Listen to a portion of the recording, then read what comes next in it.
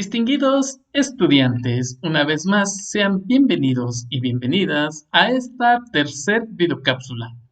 Estaremos abordando dentro de esta unidad 3 el siguiente tema, las relaciones públicas como función directiva.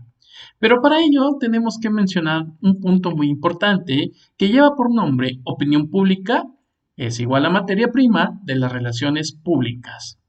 El concepto de opinión pública ha cambiado a través de los años. En Edad Media se le denominaba la vox populi, que significaba voz del pueblo, que era canalizada en Roma por en aquel entonces César, utilizando medios de sondeo en las calles para conocer cómo se percibía el mandato por parte de sus súbditos, con el único fin de medir sus ánimos y así contar con unas apreciaciones más certeras que el simple informe de sus colaboradores. Se puede mencionar como el mayor incursor del concepto de opinión pública, quien planteó en su momento, por medio de la retórica, era posible manipular a las masas y, en esa manera, persuadirlos de seguir lo que hoy en día se le conoce como fines de orador. Y le damos gracias a Sócrates, mientras que también, por una parte, en Egipto, las quejas se expresaban en papiros y constituían una forma de expresión importante para el imperio. Se podía medir la satisfacción del pueblo, sin duda, ¿sí?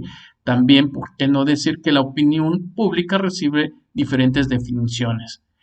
Una de ellas, conjunto de opiniones individuales sobre el proceso dinámico.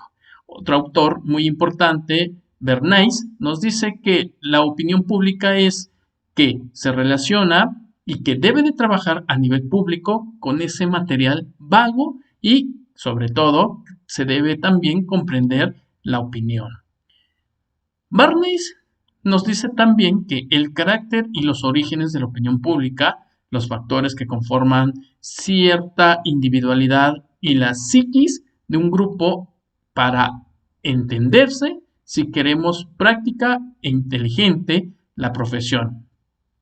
Que quiero dar a entender que la opinión pública no necesariamente es entendida por todas aquellas personas a quienes dirigimos cualquier tipo de información o a quienes nos referimos o enfrentamos, la razón por la cual exige un trabajo estructurado donde cada una de las actividades programadas estén acordes con el grupo objetivo predeterminado, ¿sí?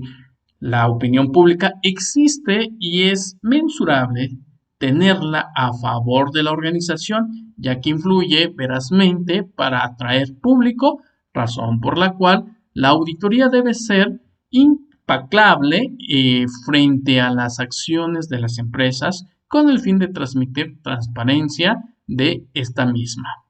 Esto permite que construya una relación benéfica entre las empresas y los grupos de poder real o potencial para influir en las decisiones gerenciales. Es indispensable medir la opinión pública, su manejo acertado depende en las relaciones públicas de la identificación de las clases de público y sus vínculos con la organización. Se considera una fuerza influyente siempre y cuando se sepa encaminar. No es que sea manipulable, pero sí podemos hablar de convicciones versátiles que exigen transparencia en sus líderes y calidad en los procesos empresariales. Recordemos entonces que la opinión pública se puede medir según un autor, Cutler Center, en el 2001, a partir de 4 factores que relacionamos y a continuación se consolidan en ciertas mediciones. Una de ellas es orientación, 2, intensidad, 3, estabilidad, 4, apoyo de la información. Cuando hablamos de orientación es la disposición positiva, negativa o neutra y algunos casos a favor, en contra o indiferente. Es reflejada por los medios de comunicación. Intensidad se presenta con fuerza en total acuerdo desacuerdo, total desacuerdo, a partir de los sentimientos públicos. Otro de los puntos muy importantes dentro de la opinión pública que se puede medir, según este autor, es la estabilidad, ya que se manifiesta en un tiempo determinado, misma orientación e intensidad que se puede ver afectado por hechos significativos o crisis. Y por último, el apoyo de la información. Hay que tener este conocimiento público sobre el tema, ya que mide el grado en que las personas piensan en que su opinión es compartida, ¿sí? Personas que le dan esa importancia mediante la opinión pública es la esencia que debe manejar el relacionista público en el desarrollo de su gestión comunicativa. Para ello también encontramos ciertas disciplinas que se relacionan con el concepto de relaciones públicas. Recordemos que la comunicación es un campo interdisciplinar, ya que interactúa con otras ciencias y disciplinas para el desarrollo y fortalecimiento de su campo de acción, logrando con ello una mirada más amplia, real, cómo se relaciona y, sobre todo, el que tiene que ver muchísimo con otras ciencias, siendo pertinente su mención y a su vez exigiendo negocios, educación, ciencia, arte, industria, gobierno, entre otras, con el objetivo de establecer excelentes y adecuadas relaciones públicas.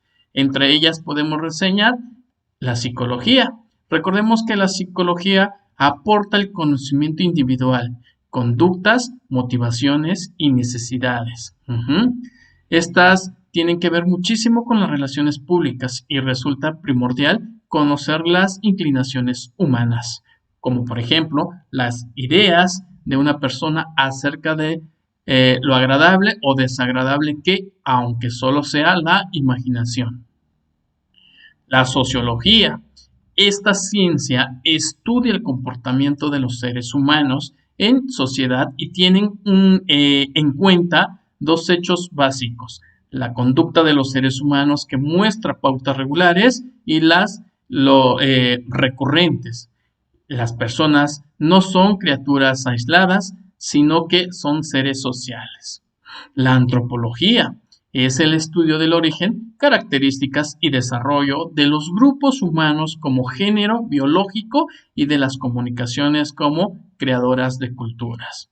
La antropología social está más acotada en el estudio de los sistemas de parentesco, organización política, procedimientos legales y ritos religiosos. También encontramos la psicología social. Esta ciencia intenta descubrir la articulación que existe entre el individuo y la sociedad. Esto no es tan simple, ya que no es posible concebir una sociedad sin personas ni una persona sin sociedad. La estadística. La estadística como técnica se refiere a los métodos que se aplican para recopilar, organizar, resumir, presentar y analizar datos numéricos, modalidades o cualidades relativas a un conjunto de individuos o hechos que se observan a los efectos de describir situaciones y extraer conclusiones basadas a ciertos procedimientos. Y por último encontraremos la semiología. Es la ciencia que estudia la vida y las leyes de los signos en la vida social. Se puede considerar tres dimensiones propias del signo: la semiótica, ya que es la relación entre el signo y lo que está denotada, y la sintáctica es la relación de los signos entre sí. Pues bueno, apreciables estudiantes, hemos llegado al fin de esta videocápsula. Nos vemos en la siguiente. Gracias.